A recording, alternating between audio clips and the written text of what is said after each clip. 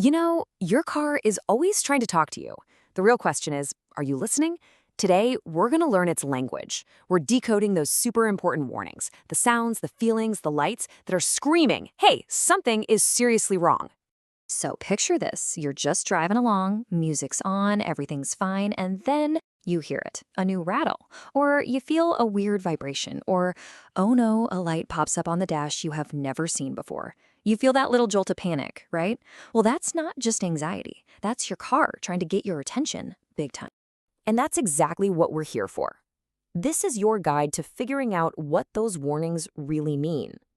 We're going to help you tell the difference between a, meh, I'll get to it later kind of thing, and a pull over right now or you're in big trouble kind of problem. A problem that could cost you your life or just a ton of money. So let's dive right in with the most critical alerts first. Okay, we're kicking things off with what I call the category red stuff. These are the absolute non-negotiables. If you see or feel any of these, it means you find a safe spot to pull over, you turn the car off. Immediately. Seriously, no exceptions.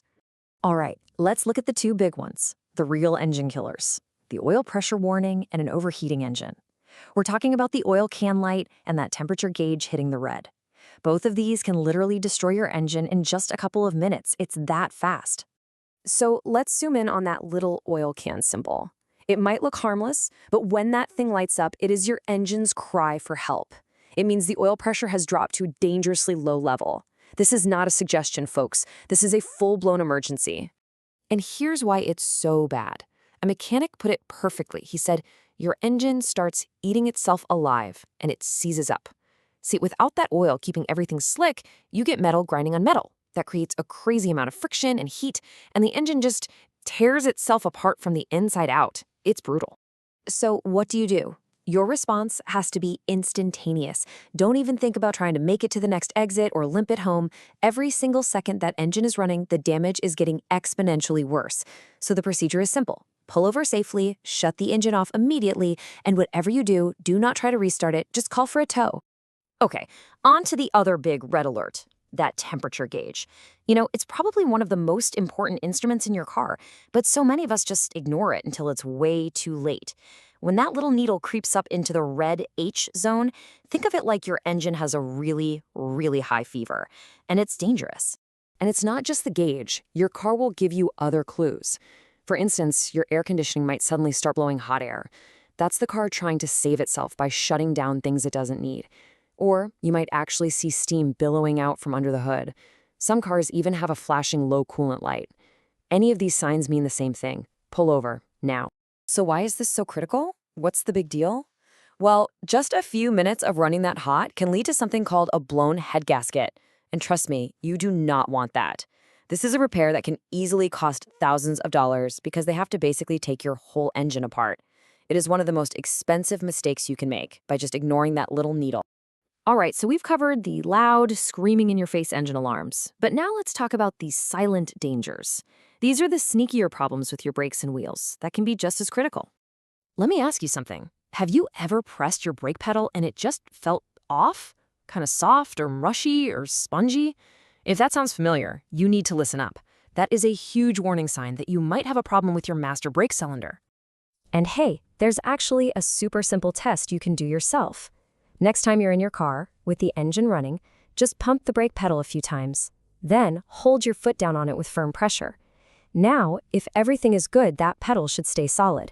But if you feel it slowly sinking down towards the floor, that's a very bad sign. That means you've got a problem. And let me tell you why that is so incredibly dangerous. Your car's brake system has a built-in backup, a fail-safe. That sinking pedal? It means you're probably already using that backup circuit. And if that fails, you have no brakes. None. It's a terrifying thought. Okay, let's switch from feelings to sounds. There's a particular noise you can never, ever ignore. It's this deep kind of roaring or growling sound that gets louder the faster you go, especially at highway speeds. If you hear that, it's the classic symptom of a bad wheel bearing, and it needs attention right away. But wait, how can you be sure it's the wheel bearing and not, say, the engine or your tires? Well, here's the trick. The noise is tied to your vehicle's speed, not the engine's RPM. So if you're in neutral and you rev the engine, the sound won't change. But as soon as you start moving faster, it gets louder. Another dead giveaway is that the noise might change pitch or get louder when you're turning one way or the other. And the reason this is so critical is, well, it's pretty scary. That wheel bearing is literally what holds your wheel onto your car. So if it fails completely, especially at highway speed, the wheel could just fly off the car. I mean, come on, that's a gamble nobody should ever be willing to take. All right, let's move on and try to decipher what is probably the biggest source of confusion for almost every driver out there: those little warning lights on your dashboard. So let's do a quick fire round for the most common ones. First up, the dreaded check engine light. This just means a sensor somewhere has detected a fault. It's usually not a stop now emergency, but you should get it scanned soon. Then there's the ABS light. This means your anti-lock brake system has a problem. Your normal brakes will still work, but you won't have that anti-lock feature, so get it checked. The tire pressure light, that little horseshoe with an exclamation mark, that one's high urgency.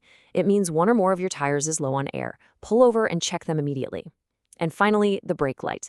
This one is super critical. First, check the obvious. Is your parking brake on? If it's not, you could have dangerously low brake fluid, which is a huge safety issue.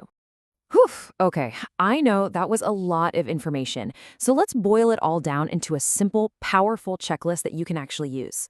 So here's what it all comes down to, right? First, know the red alerts. That's the oil pressure and the overheating. Those mean stop immediately. Second, listen for changes. That new roar or a squeal or a clunk, that's your car talking. Third, feel the difference. A spongy brake pedal is a major, major red flag. Fourth, don't ignore the lights. Now you have a better idea of what they mean. And finally, and this is the most important one, act promptly. Catching these things early is always going to save you money, and more importantly, it could prevent a total disaster.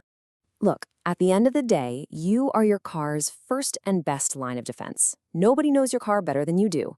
By just being an observant owner and paying attention to how it normally looks, sounds, and feels, you can catch these huge problems before they turn into catastrophes. So, I want to leave you with a question to think about. After everything we've talked about today, what's the one car noise or light or feeling that you will absolutely never ignore again? Give it some thought. Thanks for joining me.